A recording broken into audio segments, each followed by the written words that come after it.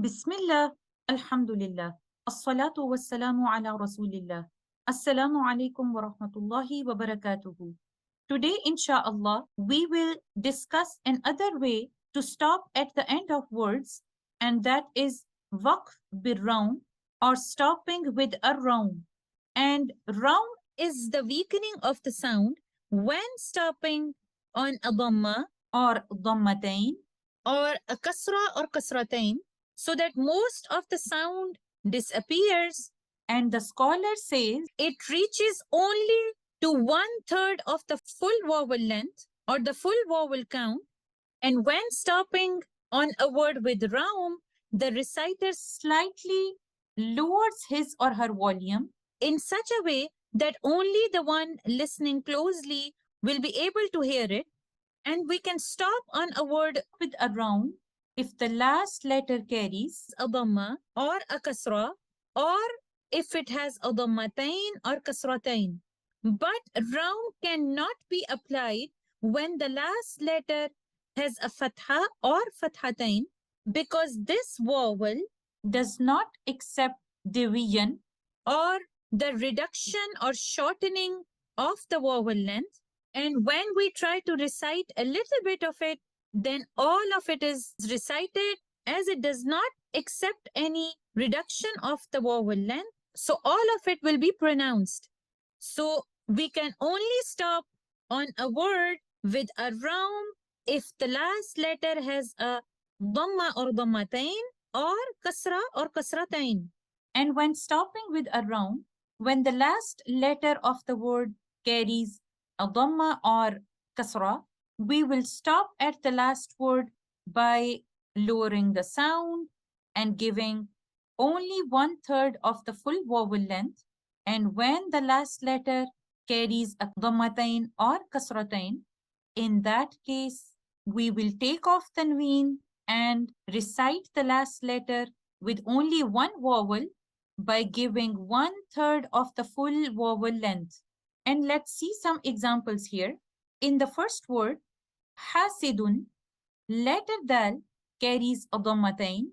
We have the option to stop here with a Raum, and this is how we will recite when stopping with a Raum.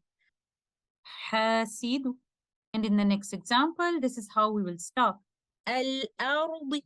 In the next example, we will stop like this. Ya'ruju. Next one, ya'lamu. Next one, al-azizi. Next one, as-samawati. The next one, al-hamidi. And the benefit to stop on a word with Raum is to identify the vowel of the last letter of the word where we are choosing to stop. And when stopping with a Raum, there are certain points that we keep in consideration. And the first one is when we are choosing to stop on a word where the last letter is preceded by a mud letter, such as in this example, dini. If we choose to stop on this word with waqf Raum, then the last letter, noon with a kasra, has a mud letter before it. So upon stopping with a Raum, we will recite the mud letter with only 2 counts, as we do in the continuation of the recitation, because in Waqf bir Raum, we are reciting a part of the vowel. So upon stopping on this word with Raum, this is how we will recite it. Dini, dini. And here we cannot apply the rule of Maddul Arudu Sukun, because we are not putting a temporary sukun on the last letter. In fact, we are reciting a part of the vowel. Another point to remember, when we are choosing to stop on a word with Raum and the last letter of the word is letter Ra, we will recite letter Ra exactly the way we recite when we continue the recitation. In this example, Wal Fajri, letter Ra has a kasra. We will recite it light upon continuation. But if I choose to stop here with Sukun al-Mahab by applying a temporary Sukun on letter Ra, then I will see the conditions of letter Ra to be recited with tafkhim, where letter Ra is sakin, preceded by a sakin letter Jim, and preceded by Fatha. In that case, I will recite letter Ra heavy like this. Wal Fajr. But if I choose to stop here with Rawm, in that case, I am going to recite a part of the vowel of letter Ra, which in this case is Kasra. Now I will recite letter Ra light with tarqiq like this. Wal Fajr, Wal Fajr. The third point is when we are choosing to stop on a word with a Rawm where the last letter carries a dhammatain or kasratain, we take off tanween and recite the last letter with only one vowel by lowering the voice and by giving 1/3 of the full vowel length.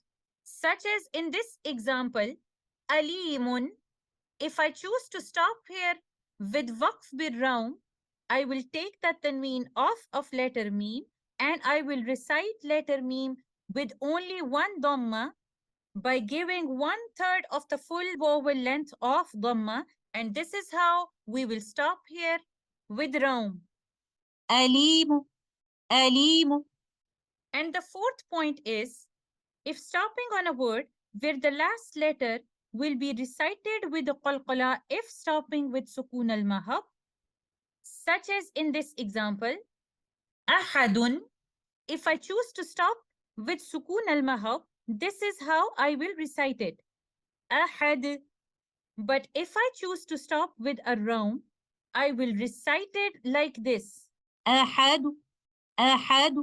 So when stopping with a Rawm, qalqala will not be applicable because we are reciting a part of the vowel and we are not reciting the letter with a sukun, and letters of qalqala, qutubjad, carries the characteristic of qalqala only when they are sakin. And because in waqf bir Rawm, we do not recite the letter with a sukun, that's the reason qalqala is not applicable when stopping with a Rawm.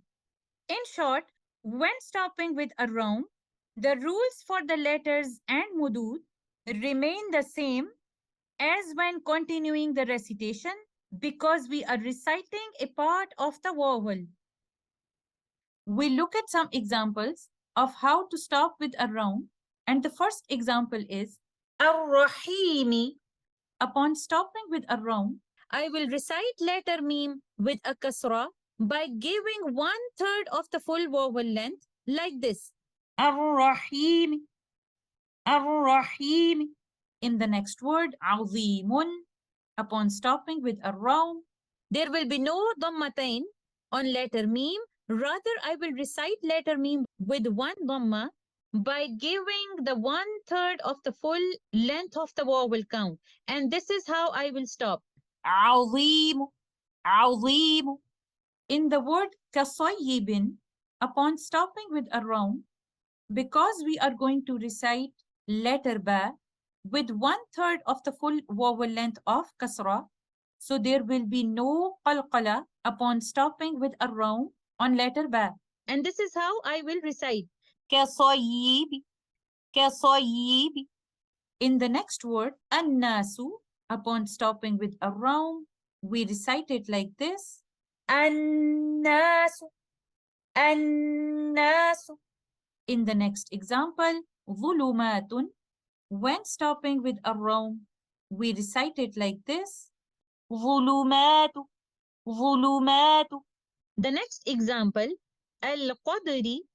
If I stop on this word with sukun, by following the rule of sukun al-mahab, pure sukun, the Ra will be recited with tafkhim or the Ra will be heavy. But when stopping with a Rawm, the Ra will be recited by giving the 1/3 of the vowel length of kasra, since we are reciting it with the part of the haraka. Letter Ra will be recited as a light letter like this. Al-Qadri, Al-Qadri. In the next example, فَيَغْفِرُ, when I choose to stop by applying the rule of sukun al-mahab or pure sukun, The letter Ra will be recited as a light letter or with tarqiq like this. فَيَغْفِرْ. But when applying the rule of a Rawm, upon stopping on this word, we will recite letter Ra with tafkhim. Letter Ra will be heavy because we are going to recite a vowel of letter Ra by giving 1/3 of the full length of Dhamma, and this is how we will recite it. فَيَغْفِرُ فَيَغْفِرُ. In the next example, حَاسِدٌ. Upon stopping with a Rawm, we take off tanween and recite letter dal with one dhamma by lowering the voice and giving 1/3 of the full vowel length of the last letter. And since we are going to recite letter dal with a vowel, there will be no qalqala. And this is how we will recite. Hasid, hasid. In the word an-nahari, upon stopping with a Rawm, since we are going to recite letter Ra by giving 1/3 of the full vowel length of Kasra, so when stopping with a Rawm on this word, letter Ra will be recited light, and this is how we will recite it. An-nahari, an-nahari. When stopping with a Rawm, the rules of letters and mudud remain the same as when we continue our recitation because we are reciting the part of the vowel. In short, the letter we stopped on with the Rawm takes the ruling of wasl or connecting, while stopping with Ishmam takes the ruling of Waqf or stopping. I hope stopping with a Rawm or Waqf with Rawm is clear to you.